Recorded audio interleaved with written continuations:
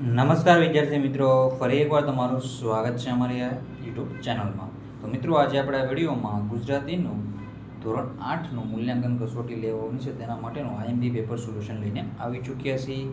તો મિત્રો, તમારા સાહિત્ય પૂરેપૂરું પેપર સોલ્યુશન જોવાનું રહેશે, અંત સુધી જોજો તો તમારે ઘણો એવો બેનિફિટ મળી રહેશે.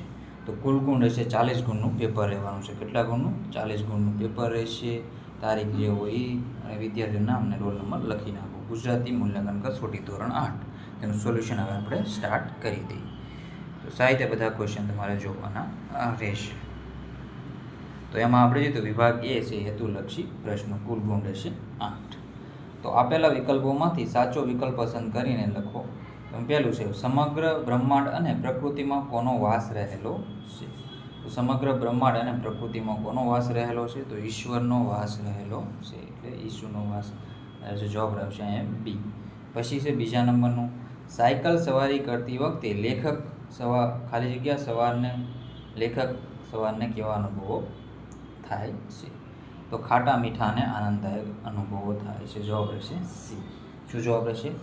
ખાટા મીઠા અને આનંદદાયક અનુભવો થાય છે.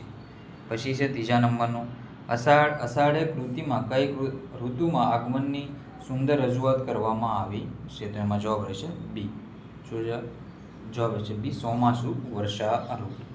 અષાઢે કૃતિમાં કઈ ઋતુના આગમનની સુંદર રજૂઆત કરવામાં આવી છે? તો ચોમાસુ વર્ષા ઋતુની રજૂઆત કરવામાં આવી છે. પ્રશ્ન નંબર 1નું બસ યોગ્ય શબ્દ વડે ખાલી જગ્યાઓ. તેમાં જોઈએ તો પહેલું છે આ તો ઈશ તણો આવાસ એ કાવ્યમાં આ જગતને ખાલી જગ્યાનું ધામ નિવાસ ગણાવ્યું છે. એમાં જવાબ રહેશે ઈશ્વર પરમાત્મા. એમાં જવાબ રહેશે. બીજા નંબરનું છે ગઢની રઢ છોડો પાઠમાં અહંકાર અને ખાલી જગ્યા છોડીને સત્યના માર્ગે ચાલવાની શિખામણ આપવામાં આવી છે. તો હઠ અને જીત. તો સાહિત્ય તમારે આ જોઈ લેવાનું રહેશે. પછી આગળનો ક્વેશ્ચન છે યોગ્ય જોડકા જોડો. કૃતિ, કવિ, લેખક અને સાહિત્યનો પ્રકાર. આ તો ઈશ તણો આવાસ. એમાં જવાબ શું રહેશે? ચિંતનાત્મક પ્રાર્થના કાવ્ય જવાબ રહેશે. જોવામાં આવશે પહેલાં. પછી છે સાયકલ સવારીની ખાટી મીઠી. તેમાં જવાબ આપણો શું રહેશે? તેમાં આપણો જવાબ છે હાસ્ય નિબંધ અને અનુભવ કથા. પછી બીજા નંબરનું છે ખોટો જવાબ. તો એ તો આમાં આવશે બોધ વાર્તા અને પ્રેરણાત્મક વાર્તા. આવી તો તમારે જવાબ કરી લેવો. નીચે જવાબ પણ આપેલા છે. આપણે આગળના ક્વેશ્ચન જોઈએ. વિભાગ બી, 1-2 વાક્યમાં પ્રશ્નો તેના જવાબ આપો. ઈશ શબ્દનો અર્થ શું થાય છે?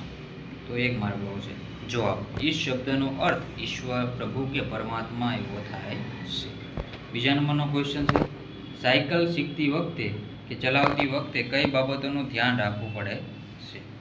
તેમાં આપણો આન્સર રહેશે સાયકલ ચલાવતી વખતે સંતુલન, બેલેન્સ જાળવવું, બ્રેકનો યોગ્ય ઉપયોગ કરવો અને રસ્તા પર ધ્યાન રાખવું પડે છે. ત્રીજા નંબરનું છે ગઢની રઢ છોડોમાં ગઢ અને રઢ શબ્દનો અર્થ દર્શાવવાનો છે. તો સાહિત્યનો જવાબ લ્યો. ગઢ એટલે અહંકાર કે કિલ્લો અને રઢ એટલે હઠ, જીદ કે વળગો. ચોથા નંબર છે અષાઢ મહિનામાં પ્રકૃતિમાં કયા કયા ફેરફારો જોવા મળે છે? તો અષાઢ મહિનામાં આકાશમાં કાળા ડિબાંગ વાદળો ઘેરાય છે, વીજળીના ચમકારા થાય છે, મોર ગહેકી ઉઠે છે અને ધરતી પર વરસાદી પાણીની હેલી વહે છે. તો એનો જવાબ આવી રીતે રહેશે. પાંચમા નંબરનો ખોટો જવાબ. પાઠમાં કઈ મુખ્ય ભૂલ કે ગેરસમજની વાત કરવામાં આવી છે? 2 માર્ક. તો ખોટો જવાબ રહેશે મિત્રોનો. ખોટો જવાબ પાઠમાં ઉતાવળ કે વિચાર્યા વગર આપેલો જવાબ કેવી રીતે મોટી ગેરસમજ કે હાસ્યાસ્પદ પરિસ્થિતિ ઊભી કરે છે તે દર્શાવવામાં આવેલું છે. તો આવી રીતે તમારે જવાબ દેવાના રહેશે. વિભાગ સી છે. ટૂંકનોંધ અને ટૂંકા પ્રશ્નોના જવાબ લખવાના રહેશે. તો આ સાહિત્ય તમે જોઈ લો. સાયકલ સવારી દરમિયાન થતા રમૂજ પ્રસંગો વિશે જણાવો. પછી છે આ તો ઈશ તણો આવાસ કાવ્ય દ્વારા કવિ શું સંદેશ આપે છે? તો સાયકલ શીખતી વખતે વારંવાર નીચે પડી જવું, હેન્ડલ પરથી કાબુ ગુમાવવો, સામેથી આવતા પગપાળા મુસાફર કે પ્રાણી સાથે અથડાઈ જવું અને પડી જવા પછી આસપાસ કોઈ જોતું નથી એ રીતે ઊભા થઈ જવું જેવા રમૂજ પ્રસંગો બને છે. આ તો ઈશ તણો આવાસ. કવિ સંદેશ આપે છે કે આખું જગત ઈશ્વરનું બનાવેલું ઘર છે. પ્રકૃતિના દરેક કણમાં પ્રભુનો વાસ છે. તેથી માનવીય અહંકાર અને સ્વાર્થ કે સ્વભાવ ભેદભાવ છોડીને પ્રકૃતિ અને પ્રાણી માત્ર પ્રત્યે પ્રેમ અને આદરભાવ રાખવો જોઈએ. એમાં આ તો ઈશ તણો આવાસ આવે તેનું આપણે કહી શકીએ.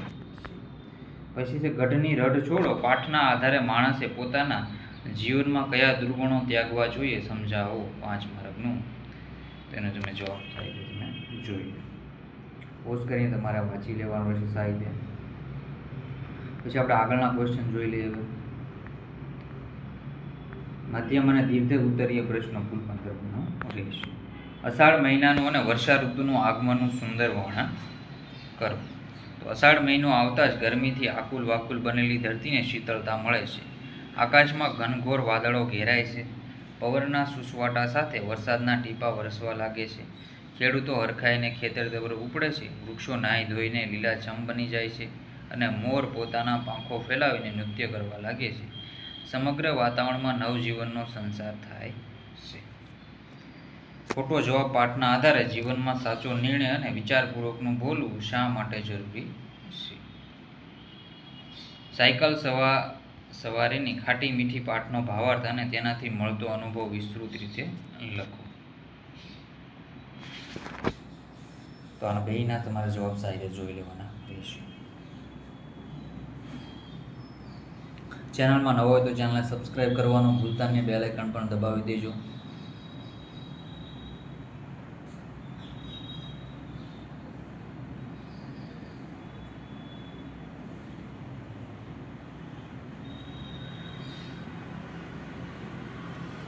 આપણે આગળના ક્વેશ્ચન જોઈ લઈએ. તો મિત્રો આ તો આપણું ધોરણ 8નું ગુજરાતીનું પેપર સોલ્યુશન. સાહિત્ય તમારે પેપર સોલ્યુશન જોવાનું રહેશે. અને જો મિત્રો તમે ચેનલમાં નવા હોય તો ચેનલને સબસ્ક્રાઈબ કરવાનું ભૂલતા નહીં. બેલ આઇકન પણ દબાવી દેજો. તો મિત્રો વિડીયોને એન્ડ કરીએ છીએ. જય હિન્દ, જય